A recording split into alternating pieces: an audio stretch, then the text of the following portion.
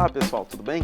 Eu sou o Thiago Costa, professor de Química e coordenador da turma ITA das unidades de São José dos Campos e São Paulo. Eu estou aqui representando a equipe de professores das turmas ITA e IME-ITA para conversar um pouquinho com vocês sobre a prova da primeira fase do IME do ano de 2016. O comentário é breve, né, um apanhado geral sobre a prova. Né, ela tem um objetivo muito claro, né, que é o objetivo de selecionar candidatos para fazerem a segunda fase do vestibular do IME.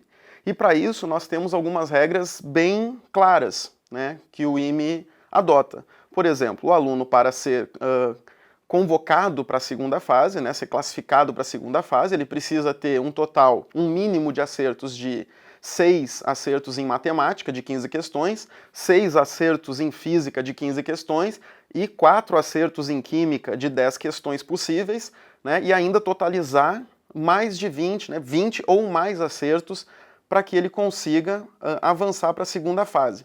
Então, o aluno que se preparou para essa primeira fase, ele precisa, além da questão conhecimento, ter uma excelente estratégia de prova. Né? Ele pensar muito bem em como ele vai abordar essas 4 horas de prova.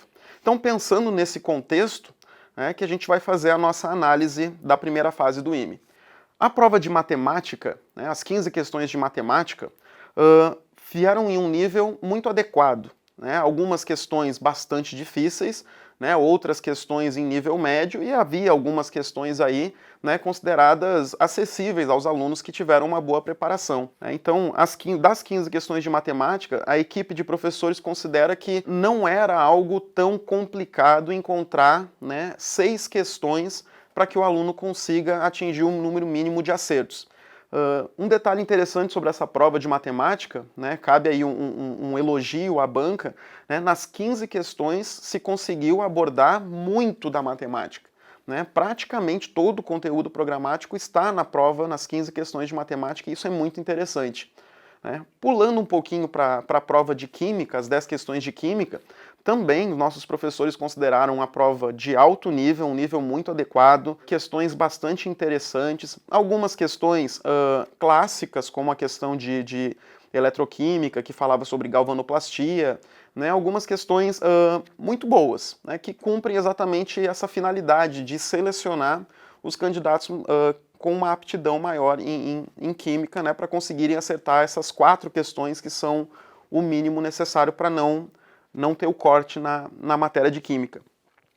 Cabe ressaltar, né, que nós sentimos um pouquinho de falta, sabemos que em 10 questões de química é muito difícil abordar todo o conteúdo, mas nós percebemos que algumas questões que vinham sendo recorrentes nos últimos anos não apareceram, como, por exemplo, uma questão de bioquímica, né, que envolva ácidos nucleicos, algo do gênero, não apareceu na prova, e também questão sobre propriedades coligativas, não houve, e vinha sendo algo mais recorrente, o que, de fato, de modo algum, tirou a competência dessa prova de fazer uma boa seleção. E por último, falando sobre a prova de física, essa sim veio num nível bastante difícil. Os nossos professores fazendo a prova mostraram isso, que foi uma prova bastante trabalhosa. Se nós colocarmos nesse contexto de que o aluno não tinha só a prova de física para fazer, mas ela fazia parte de uma prova com 40 questões e 4 horas para resolução, então ela acaba se tornando uma prova bastante difícil.